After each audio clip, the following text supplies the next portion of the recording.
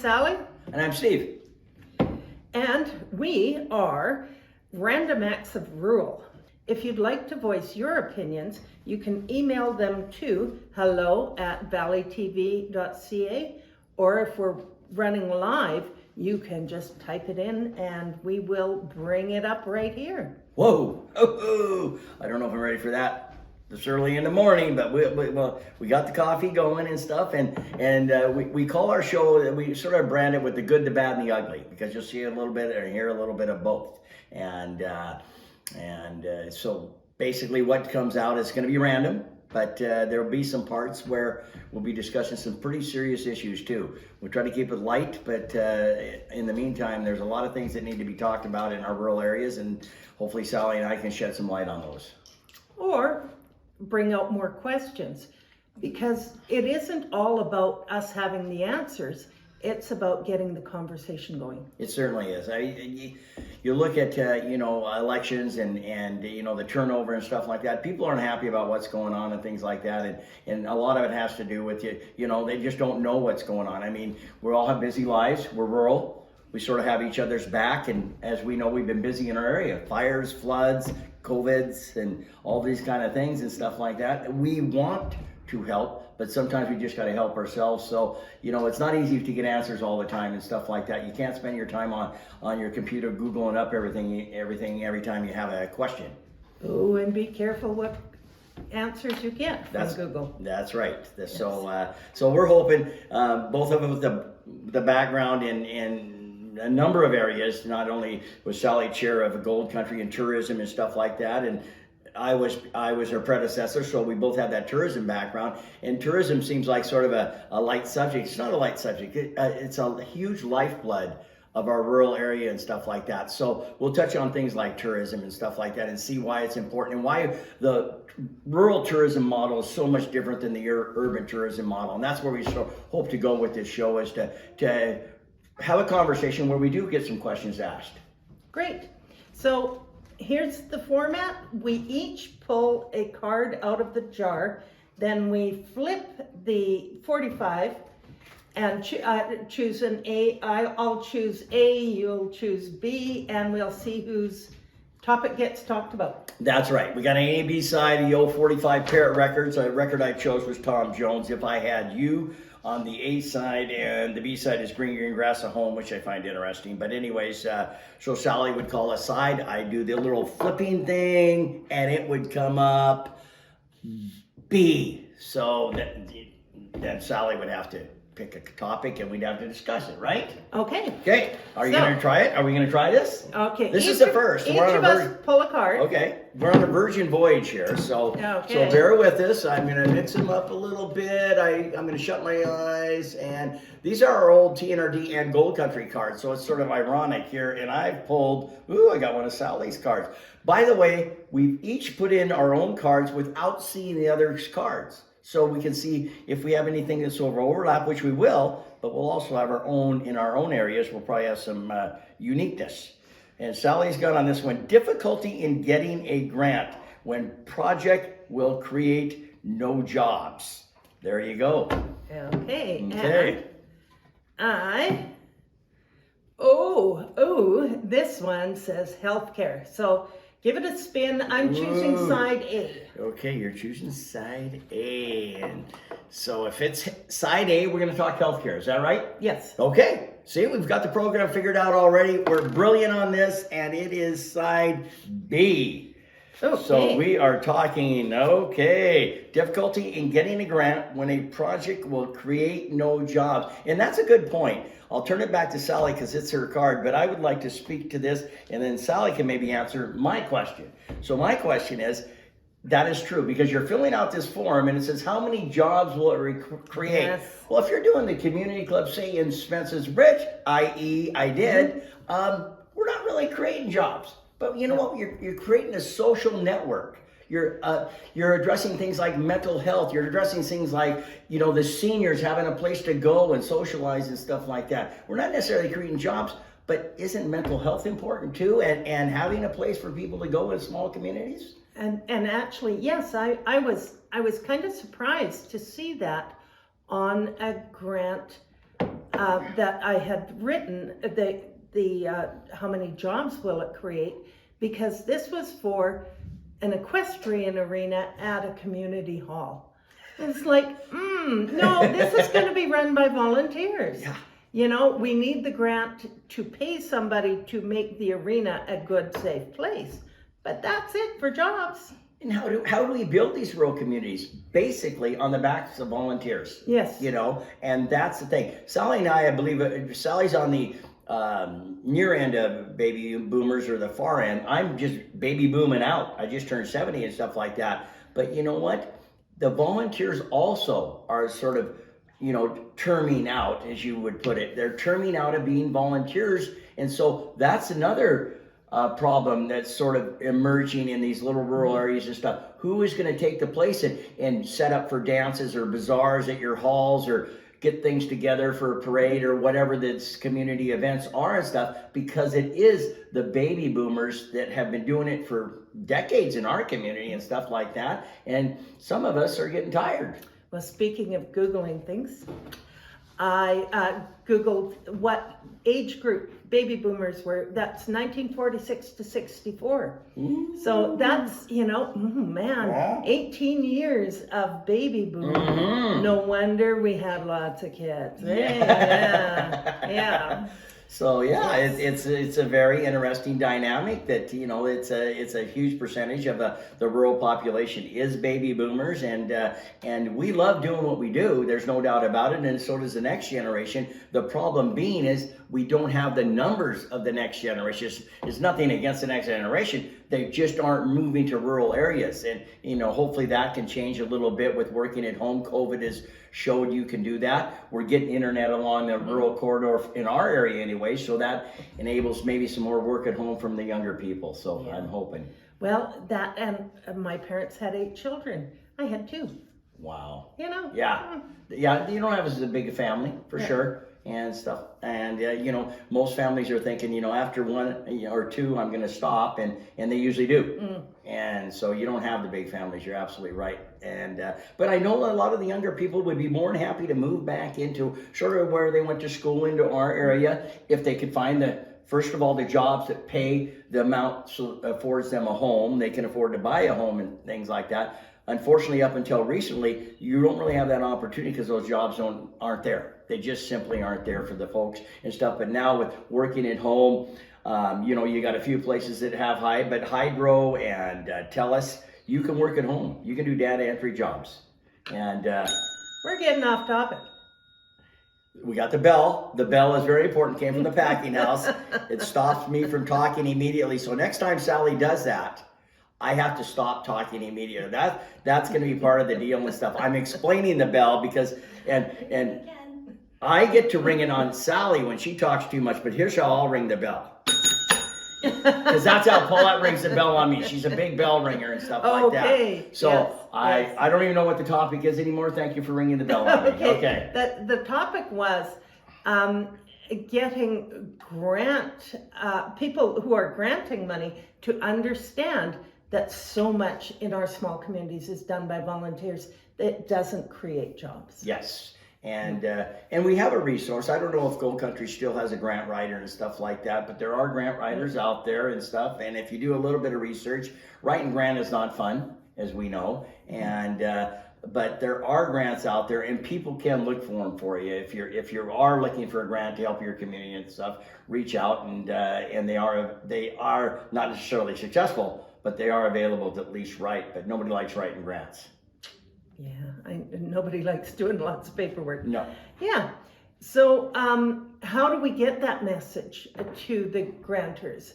Northern Development has some grants that don't require jobs, and some to provide jobs, and some that do. How do we get that message to them? And we have to do it through our elected officials. Both Steve and I are no longer elected officials, so we may have to talk nice to the people who replaced us. That's absolutely right. And the other challenge with grant writing, of course, is getting grants, not as grant writing. The next challenge is matching funds. So you say your entity, you're going to get some grant money from the TNRD or the NDIT or some other entity, the province or the federal government. They all want matching funds. So from your volunteer society, do you pull matching funds? No, we don't have. The bank accounts in community clubs and volunteer societies and stuff are minimal at best. So there's not matching funds there. So it is a challenge because these small rural communities simply don't have them. But if they can keep track of their volunteer hours, and volunteer hours are as much as going to meetings. So you spend an hour at a meeting, that's a volunteer hour. Good point. There are so many volunteer hours. You keep track of your volunteer hours and you value them, even at minimum wage. Yes. That's a good point. If you're a volunteer society or got some kind of a society, you need a society status or a charitable status in order to usually get funding. But Sally's right. Keep track of your hours, in-kind hours. Yes. Yeah. Yeah, very absolutely. important. You don't have to come up with the big bucks. It's at least not as much of the big bucks and stuff if you have the in-kind hours.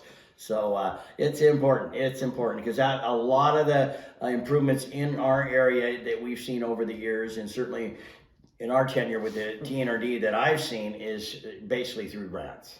And you can't, the idea with grants is you get a $10,000 grant and you leverage another grant with that. Well, you can't leverage government money with government money. It doesn't matter what level of government, you have to find another source. An outside source. Yes, indeed. And you'd be amazed at the variety of grants out there. Every bank has a grant. Yeah. They're hard to get, but Royal Bank, every bank has a grant system. Yeah. The BC Hydro does, TELUS does, the natural gas does. Yeah. And to not-for-profits for community programs. Yeah. And you can hit the railroads up too and stuff. They all have grants, and you can make cases. The railroad's been in our community for 100 years. We have a community event coming up, and more than likely you might be successful. And those don't require matching money either. They don't require matching money. But if you can get $500 from the railroad company, then you have $500 to leverage another grant with, perhaps a government grant. Exactly. So then you might have 50-cent dollars. And so then you get another $1,000 from that, then you have $1,500. See, she's a lot smarter than I am. I'm telling you, because she's been in office. Now I know what to do with this. Yeah, there you go. Yes, so there you go. absolutely. Yeah. And it's funny how grant money works too. You got to sort of be on top of it. Like for a longest time, Sally will tell you, there was so much money for trails. If you wanted to build a trail in your community, you had to extend an existing trail. You couldn't build a new one, but there was tons of money. All you had to do was sort of get the grant in there. So there's sort of grant trends too and stuff. It's sort of interesting. But most of those were wanting to pay people to build the trails. Yes. Too. Yes. So there had to be money. There did. Yeah. The money to get money. Yeah. Money to get money. Yeah. Oh, yeah. You know how the world works. You need money to get money. And you're probably happier not having any money at all. That's the way I look at it. If I'm a farmer, I'm pretty happy not having any money at all. It works pretty good. I remember when the lotteries first came out, and there was this story about a farmer who had won the lottery, and he'd won $1 million. And they went and interviewed him, and they said, "What are you going to do with it all?" And he says, "Well, I'm going to pay some bills." And the lottery guy says, "What about the rest?" And he says, "Well, the rest are going to have to wait." Some bills, okay, yeah, that's where I'm at right now. Pay some bills. Yeah, with the floods, that's sort of where I'm at right now. Some are gonna have to wait and stuff. They keep calling, they keep knocking on the door, and I answer and say I'm not home. So there you go. That's just the way it is. But yeah, it's a tough road to hoe and stuff. But it is. It's how you build a lot of the rural is on grants. Yes, and there was. I'm always told that there were times when, people just got together and built the community hall and stuff like that. Well, it's not quite that easy anymore. You can't just build a community hall. No. You have to have a lot of government intervention in there and regulations for a public building and all of that.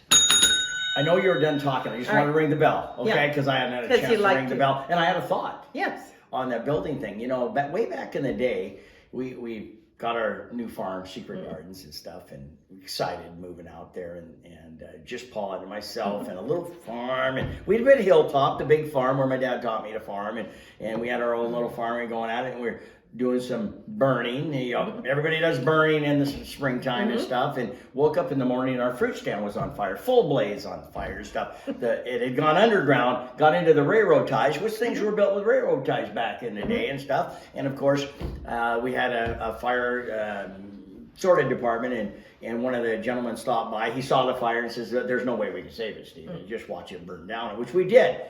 My point is, back in the day, this was 20 some years ago, we knew we needed a fruit stand, but we knew we needed it fast because so what we did is we just got everybody together. My brother's a carpenter, we got everybody together, and we built a fruit stand. Not even thinking about anything and stuff like that. We built it on a weekend and it was done.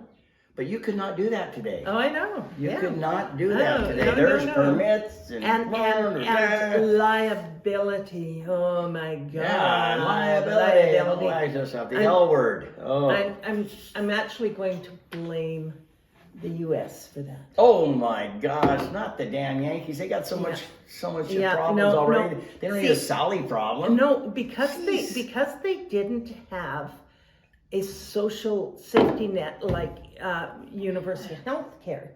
If you walked over to your neighbor's yard and broke your leg, somebody had to pay for that hospital visit. So you sued your neighbor's insurance company.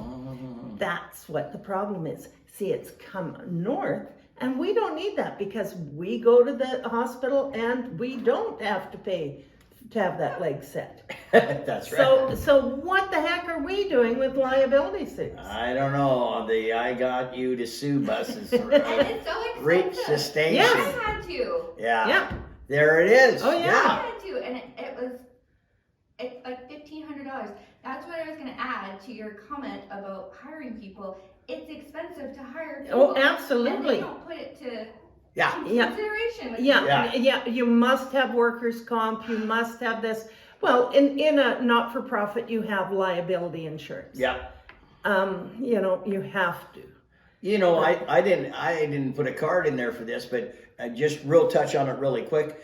You know, not only the liability for the personal, but how about the small business community in these rural areas? I mean, what a struggle. Geez, you got to get insurance. We have 3 liquor licenses or 4 at our little restaurant because we're licensed. A patio one, an inside one, a live music one. Guess what? We pay exactly the same as that place in Vancouver.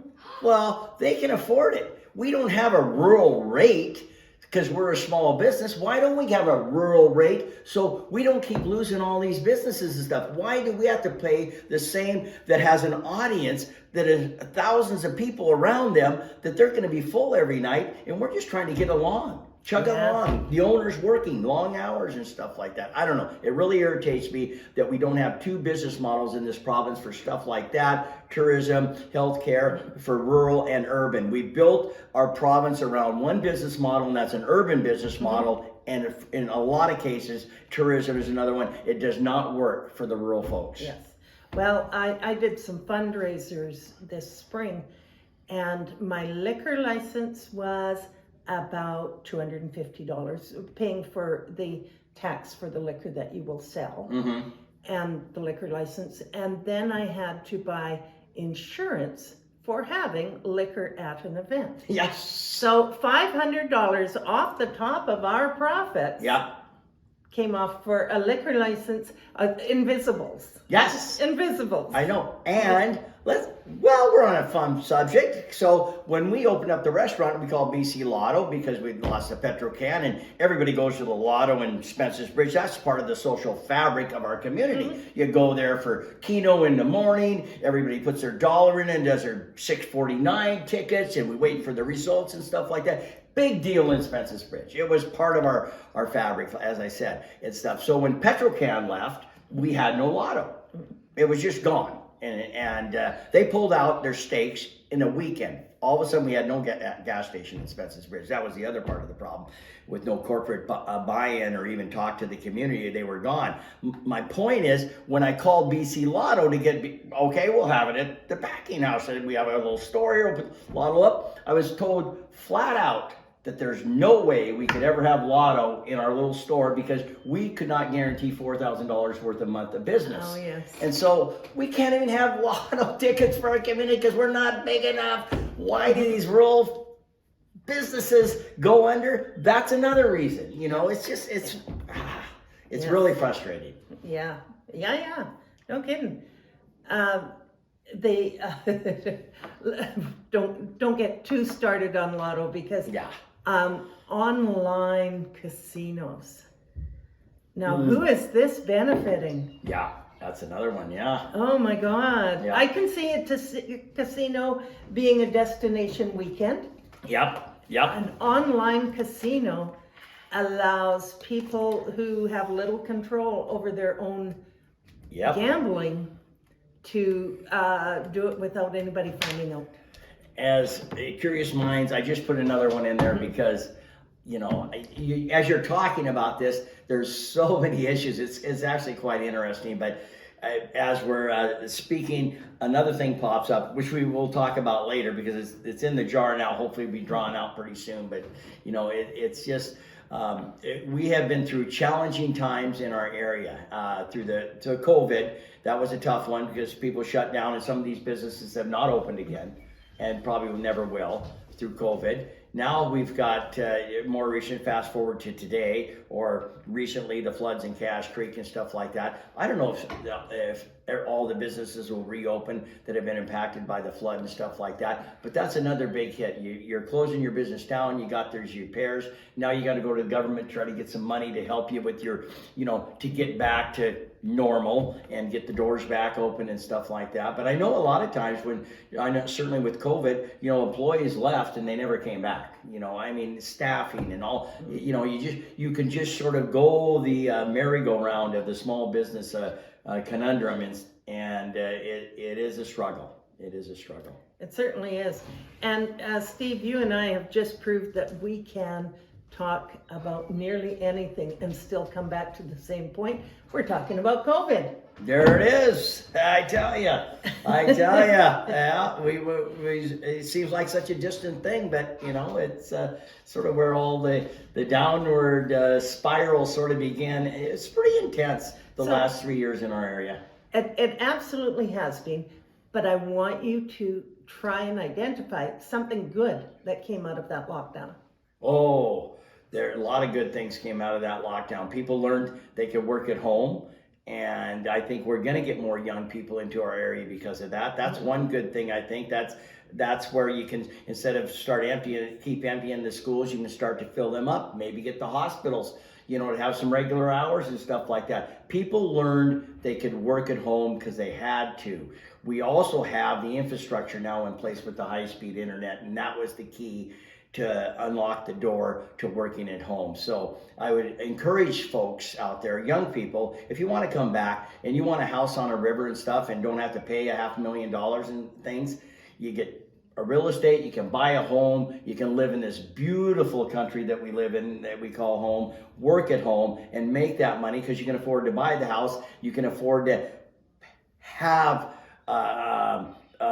kids in school and hopefully expand the schools and get hospital regulars. I could even see a maternity ward coming back to our hospital if the snowball got going with changing the age dynamic. It's not only the dynamic of age in our area. Look at the infrastructure that's dying, our historic infrastructure. We need those young folks to come back and basically the only avenue I see in any numbers is a work at home sort of plan. And that means going to BC Hydro. And BC Hydro, the corporate's got to buy in. I'm going to get dinged pretty soon, but really quickly, let me finish this and then you can ding me. So the corporate, like the BC Hydros and the Telus, when you come in to apply for a job there, they've got to tell you, we have this data entry job or this job. You can either work at home or you can come to the office, or you can come to the office one day a week and stuff like that. And you might have to drive to Kamloops. But the corporate needs to have a buy-in too to help us get the rural areas where we're getting younger people working at home.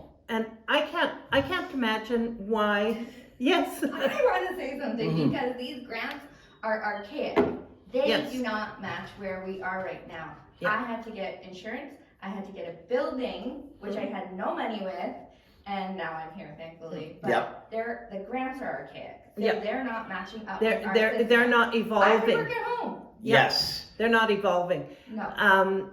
that's a And good point. speaking Yeah. about evolving, Yeah, a lot of our communities, somebody asked me today about 70 Mile House and Yeah. how many people lived there and what was the percentage over 65. And well, 300 people live there, and I'm willing to bet 60% of them are over 65. We have gotten to the point where seniors will be our industry. Care for seniors, entertainment for seniors, remodeling houses for seniors. Seniors will be an industry. yes, it will. And Yeah. we need to embrace it. And, somebody who will do yard work could do very, very well, even in 70 Mile House where yard work lasts tops 3 months out of the year. Imagine in Ashcroft or Spence's Bridge, there's Cache Creek. Huge demand in Spence's Bridge. I'm just going where I live for yard workers. Can't get them.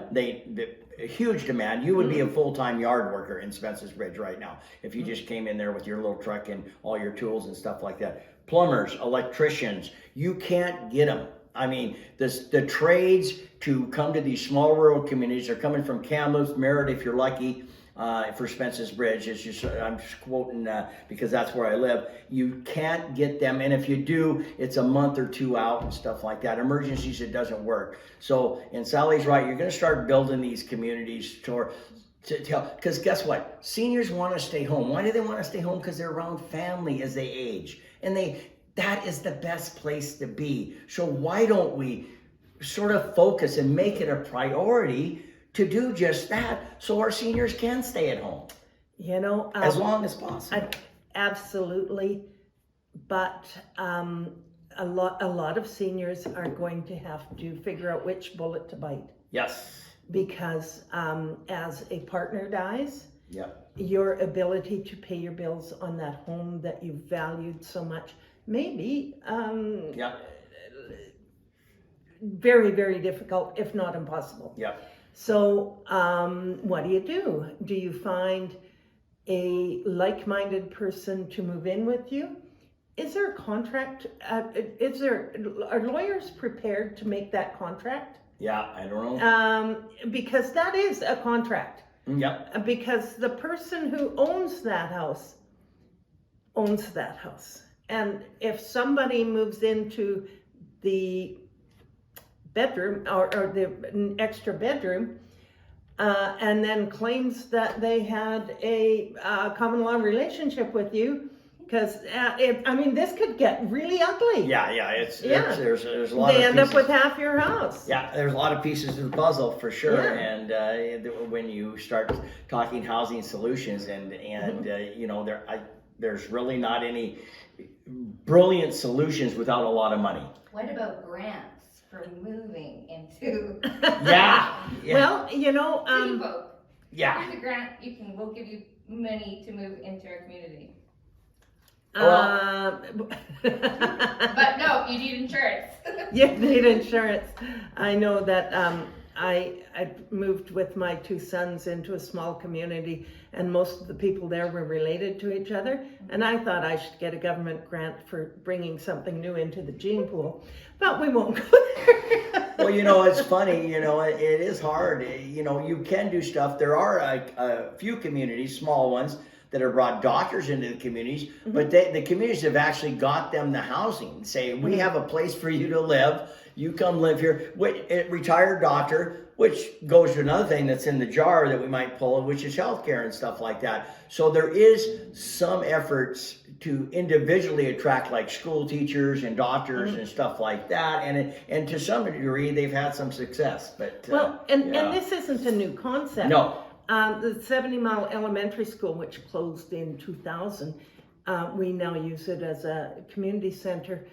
but it had teacherages, like 2 houses on the property where the teachers lived. Yeah. Because there wasn't housing for teachers. Yeah. So why aren't we following that very old model? Yeah, I know. It's Reserves do that. yeah. Reserves did that Yep. for their teachers. Yep. Did they? Yeah. Yeah. I don't know about here. Well, but Yeah. and nearly Alberta. nearly all small communities did it. Yeah. And in fact, in older stories, there were parsonages Okay. where you get the community built a church and they put a small house on it for the parson to come in, Wow. Huh. and that way you could attract a parson. Yeah, there's certainly something to learn from the indigenous community and the way they do, they seem to have a little better grip on, at least on the housing portion of it and stuff like that, because they seem to be more able to sort of provide and keep people together. But it's a challenge, because everything costs a little bit of money, and those are 2 different pots of money. So I'm a millennial, so I want to ask this question to the baby boomers. Certainly. Why are baby boomers living in these big gigantic houses still, when there's just like 1 or 2 of them? And that's a really good question. You were asking the wrong boomers, because I live in a single wide mobile home and with my husband, and Steve's wee house is a wee house. It's a wee house. It's a very small house. So that concerns me, and I certainly understand the question, and that's why we look to build seniors independent living complexes so that people can move out of their great big house. And there may be a 1,000 different reasons, but some of it may be that they don't want to sell it, they want to save it for their kids. So think about doing that sooner than later. Don't wait until you die in the house, because there are grandchildren who may not want to meet grandma in the hallway. And there's also rural people that don't sell their house just because they can't, or they think it's worth what it would be worth if it was sitting in Kamloops or somewhere, and it's simply not. Because rural, if it's a $500,000 house in Kamloops, it's probably $250,000 house in Clinton or Spence's Bridge, say, or even Ashcroft and Cache Creek have gone up a little bit in the housing market and stuff like that. But still, that was my next question. Yeah. I'm looking at the real estate and I'm looking at these houses and I'm like, okay, yeah, we're not gonna, and like, I don't know many millennials that are my age that are buying these big gigantic houses. Oh, yeah. And by the way, they're dated to the 70s. They Mhm. still look like the 70s. So even if you had the money to buy one of their big houses, the whole thing has to be remodeled. And not only Yes. remodeled, but also probably re-insulated. The windows may need to be changed out, because that was the 70s model, with those aluminum windows that weren't really fitted to keep the weather on one side and you on the other. and that's a tough thing. A lot of this rural housing, you have to go through. They don't have the insulation anymore. It's just a roof. There is so much that you buy it, you think you're getting a real bargain, then you move in there, and yeah, you got to put $100,000 in just to sort of get it up to snuff and things like that. It's a tough one. I would like to see, them to revisit the ALR. I look at all the land that's available for houses that simply can't be used for houses, and it also can't be farmed. Being a farmer, I know this for a fact because it's something I've been passionate about. I was passionate about it in my years of office, and I ranted and raved for 10 years about the ALR. They did all the mapping in the early 70s for this whole province, 71, 72, 73. All the mapping for the agricultural land reserve, and a lot of it was aerial. So it was just done, boom, quarter section. So everything was inclusive. It's 50-year anniversary of the mapping of this province, over 50 years now, and they need to get back and remap it so there is more land, because part of the problem is, 140 acres there, and ours, and Mike 150, all these 150 acre, 160 acre quarter parcels and stuff like that, they could have housing in there, but the province doesn't allow it. The bylaws are 30 years old too. Mhm. If you look at the Cache Creek bylaws, Yep. they haven't been changed Yeah. in 30 years. Yeah. Yes. So I keep And they interrupting do- you guys. and- So Yeah. what we actually need, and I really encourage it, is to get millennials running for office. Yep. Yes, we do. I feel like I keep interrupting you guys, but here's another thing. Go ahead. Speaking from, and I'm not speaking for everybody, but I have tried in many boards to be in boards, but when you have people that have been on boards for a very long time, that have been the bosses for a very long time, they don't want any newbie coming in and trying to take things over because they're the boss. That goes right to my favorite Jimi Hendrix quote. The love of power is really damaging. And he says the love of power is such, the power of love sort of overcomes that. And you need it. So when I ran this time, I immediately, because we have not had any Indigenous people in the regional district board. None. Except I had Byron, he's Indigenous, as my alternate. So I asked Autumn to be my alternate. Indigenous, young, active, fireball and stuff like that. Because I says, because I wasn't going to run again if I got elected and stuff like that. And then you would be my heir apparent, because that's the change we need to see. You need to say, not just at, the provincial level, which has happened a little bit, but at the local, to me, it's almost blasphemous. A 50-year-old board, over 50-year-old board, has never had an Indigenous member on that board. Yeah, but I think they have to show up. It goes both ways. It goes both ways. I've gone to so many chamber meetings, business meetings, because I'm that person that I love that kind of stuff. I never see anybody, but I've always said to Indigenous people, if you want an opinion on what's happening in our world, show up. Yeah, Nobody showing up at our village councils. Yeah, and not don't just show up. You get involved. Put your hand up and say, I have a question. But that's a good point, Dana. We've been siloed. We need to get out of those silos and say, hey, I'm going to try to do something different and stuff like that. And that's why I actually approached her at Desert Days and asked if she would consider it and stuff. And that's the thing. Our leaders need to start doing that and say, hey, this is what's missing from these boards. This is what's missing from here, because it goes both ways. But as a leader, you can say, hey, I can affect change. And I was really impressed because we had a few meetings before she accepted my offer to be my alternate and stuff like that. It's important. And so I would encourage anybody that's young out there, get involved, run for a city council and stuff like that. It's a different thing. You may or may not like it, but you might be a duck to water, or you might say, hey, I'm not even going to make it through my term. It's fine. And here, I was on the TNRD board for 20 years. When I first got there, it was really noticeable that this was an old boys club. And when it was remarked upon that, and I think we got paid $7,000 a year. And when we tried to increase it, one of the old boys said that he really didn't want to see that happen because it would interfere with his pensions if we increased it.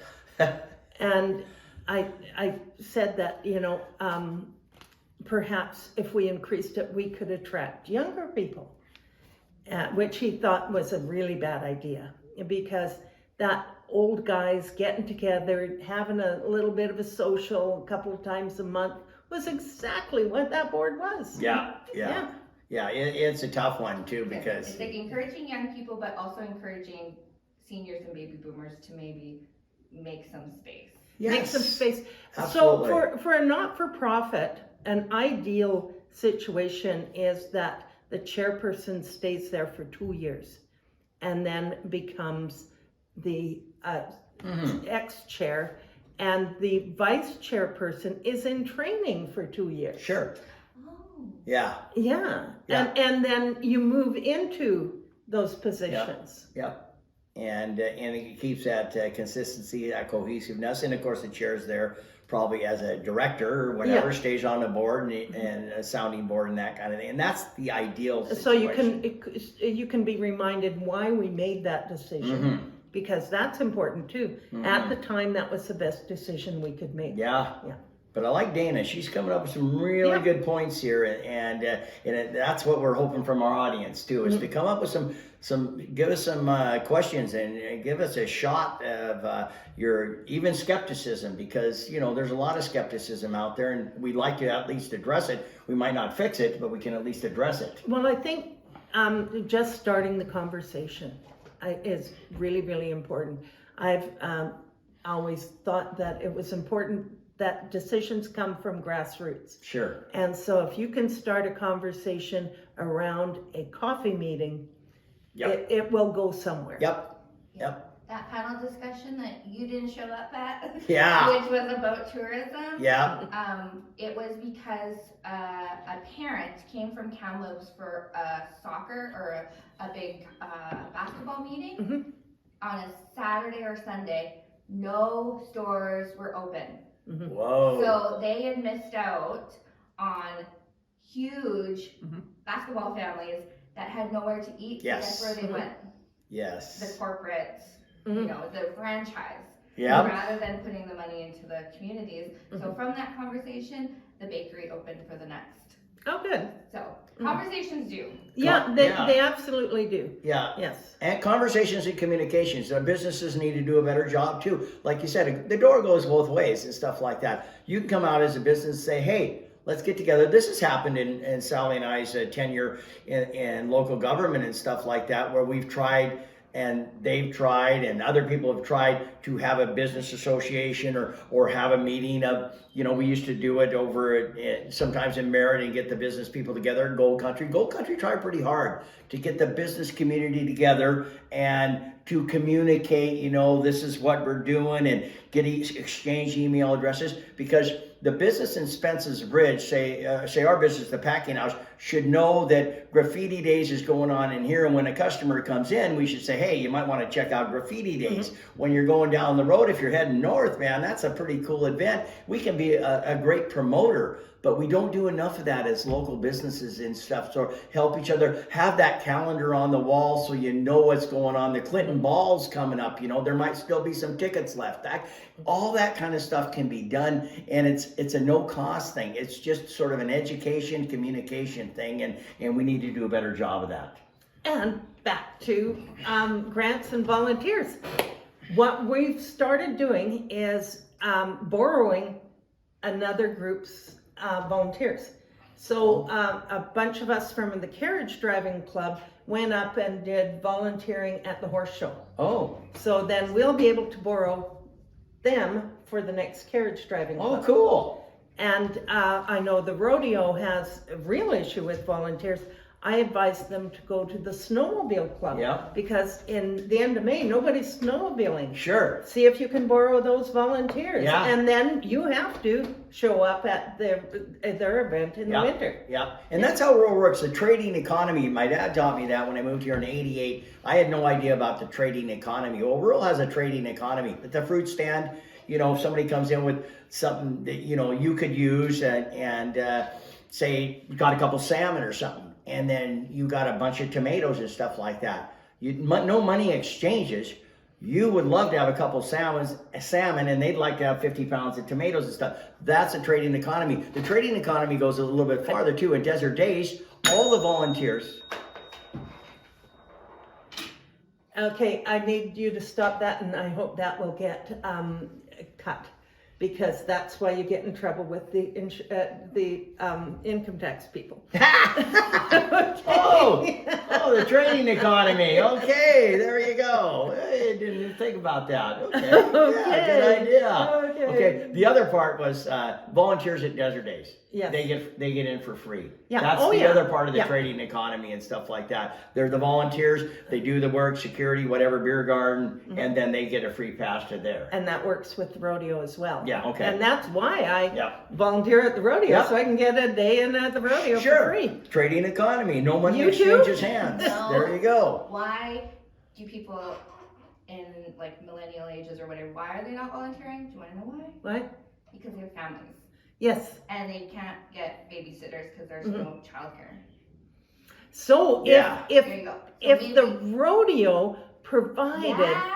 childcare, we could attract millennials. What a Yeah. great idea. Yeah, exactly. Holy cow, Hey. I'm We're going solving right. the world, Woo! guys. Yes, Now yes. we need to find those child care providers. Well, you Yeah. know, but grannies who are too tired of really Yeah. not able to. Yeah. So you set up a child care area with dirt and buckets and Yeah. and stuff, and everybody brings their babies and does their 3-hour shift and picks up their babies.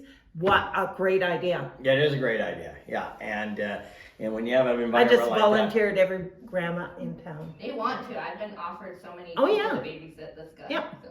Yeah. yeah, kids love it. Yeah, I mean, they got a new environment. They're usually pretty content, so it's not really that tough of a job. You fence it in. Yeah, you of know, course you do, yeah. The grandmas and Yeah, the kids. yeah, And yeah. keep the kids out from underneath the horses. And, Yeah, no, and the kid part is important because then you get those folks there. That's why we have a kid coordinator Desert Days, because they know they can bring their kids. There's things for kids to do. It's a nice little venue, and the parents can, you know, listen to the music, go to the beer garden or whatever. But I'm just saying, our kid coordinators, she's wonderful, and it makes a big difference when folks know, oh, they've got a kids area.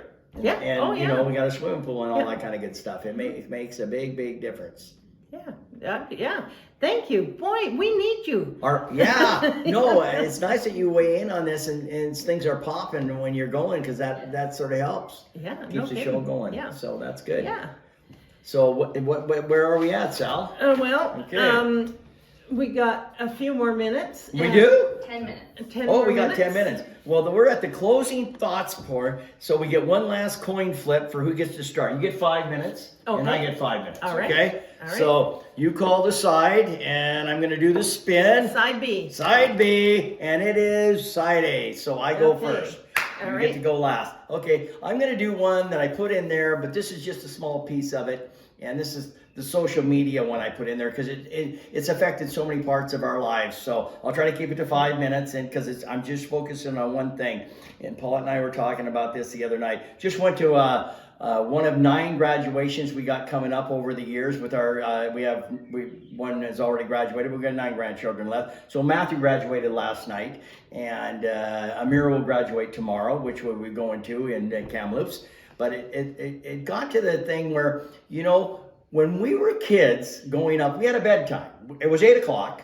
And then on weekends, we got to stay up till 10. It was a no-brainer. I mean, we just went to bed at 8 o'clock. That's what we did and stuff like that. And then when there was supper time, we were out playing in the woods or riding our bikes or whatever. But we knew supper was at 6 o'clock. You'd be at the house at 6 o'clock for supper. You sat around the table and you socialized. Maybe you had a bike crash or school and da-da-da, and mom was mad at you or dad, da-da-da. But the fact is you had this conversation around, and that was every day. Supper was at 6 o'clock. If you missed supper, you were in trouble. You just had to be back, and you had this clock. And mom would scream out the back door when we were late and stuff like that. Well, our family, I think we're a good family, but none of our kids have supper together for the most part. They don't have a supper time, and to have that conversation. In the cell phones and the social media and stuff, it's just, you go into a restaurant and there's 6 family members there, 4 kids and 2 adults, and all 6 are on the phone.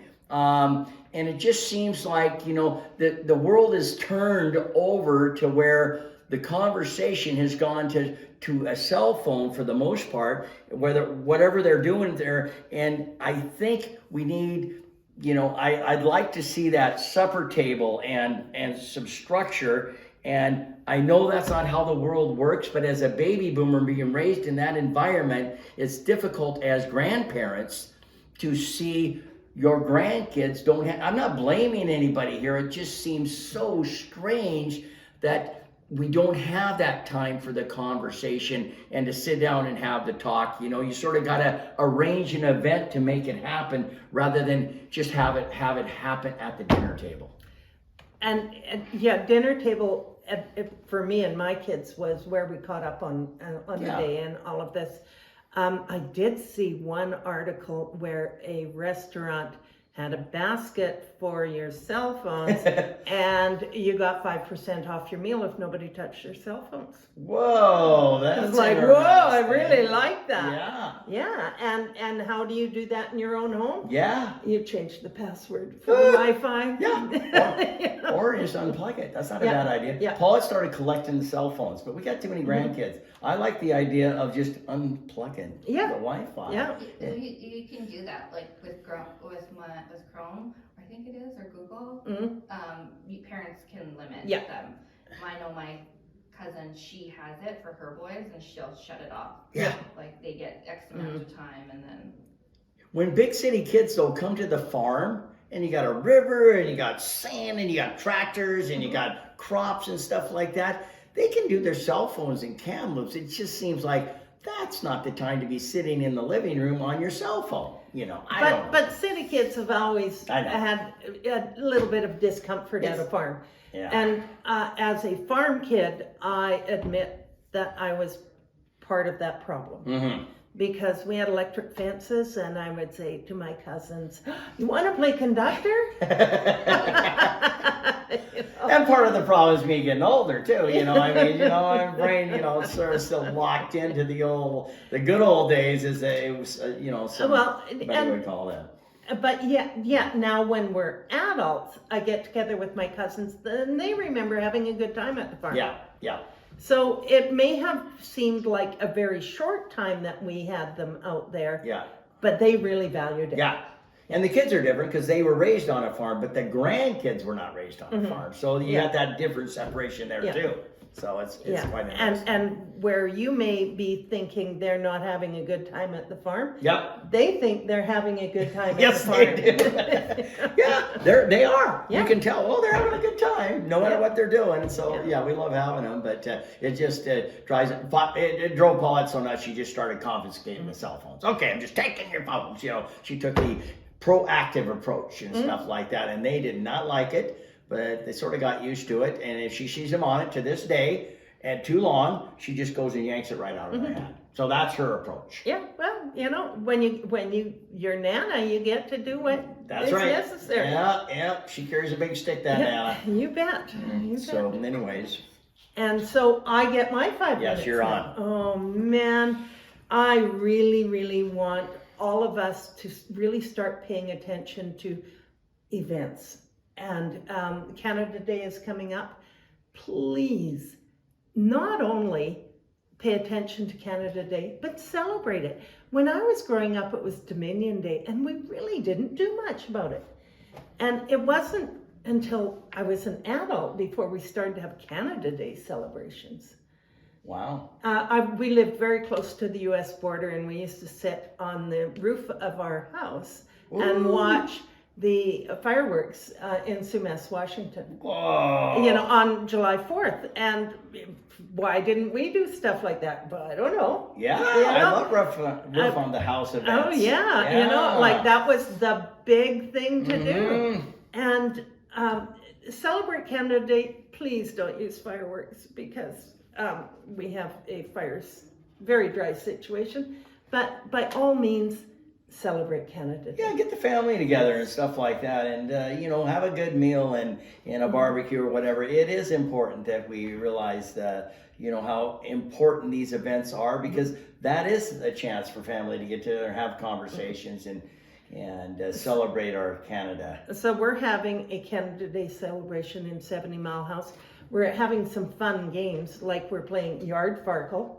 Yard Farkle. Yes. Yard Farkle is done with big dice, and it's a Farkle is a dice game with 6 dice. So you put the dice in a 5-gallon bucket and throw it out, and it's quite active actually, because you have to run around and get. Is this a well-known game? Yes. It is. Farkle's a good game. It's usually done on a table with small dice, but Farkle is a Yard good Farkle. Game. And then we have Yard Jenga with big pieces of wood. Okay. And we're going to do a toilet paper toss. Okay. Yeah, we have toilet seats and set up, and you get prizes for how many toilet paper rolls you get through the holes. Oh my God. Yes. Hey, can I make a suggestion? Yes. I know it's your 5 minutes, but how about if the kids are there, we play kick the can? That was my favorite game. I know, but Oh, yeah, we could play kick the can. Oh man, kick the can. We also might do one with peanut butter on bread. You put open faced peanut butter sandwiches on the table, and you bounce a ping pong ball, and you get prizes for how many you get peanut butter on. Whoa! Yeah. Can you eat the bread afterwards? I would. I love peanut butter. I wouldn't. I'd stay away from that. I would. Well, it wouldn't be a well-traveled peanut butter sandwich. Maybe yes. one that doesn't have too many divots in it, but I would do it. At the same time, we have a redneck craft fair. So I'm curious about the redneck craft fair because we're kind of proud of being rednecks. Thus, the toilet paper toss. But do you name an event after it? What's this going to entail? I'm not absolutely sure. Okay. Redneck crafts. Let's see. Maybe some carvings and knot tying, maybe structures made of old parts, things like that. Okay. You know, wood chopping. No, we're not encouraging. No axes involved. No axes. I thought about doing, you know, like a axe throwing or nailing hammer and nail and stuff like that. But yeah, I didn't want anybody to get hurt and the liability issue. Yeah. How about that one where you put your hands out your fingers and you put a hand, try to go between their fingers and not on my watch. Okay, seems like it'd be a lot. And yeah, you get a couple screams out of the deal and stuff like that. Get your liability insurance. Yeah. That's all I'm saying. I think we'll stay away from that. But anyway, it sounds like a lot of fun. Okay, we're gonna wrap it up. We are? Yeah, it's been too much fun. I'd like once again to remind you that this is all about our opinions. If you want to bring your opinion to the table, please email to us at hello@valleytv.ca. Watch us on Valley TV. I'm Sally. And I'm Steve, and try to skunk us. See if there's something you can bring to the table that we might not even know about. I don't think you can, but if you think you can, that's good. Sally's been around a lot less longer than I have, but she's been in government a lot longer, so we got 30 years in government, and then we got a lot of years outside of government. Yeah. So this is sort of cool. And I've worked with the public a lot, so I'm full of it. I will caution you this real quickly, that if you bring up horses, I'll have to ring the bell, because Sally will talk about horses forever. But I would also say, when we're talking about animals, bring up rabbits, because she's got a great rabbit story. That's all I'm going to say. And thank you very much. Thank you.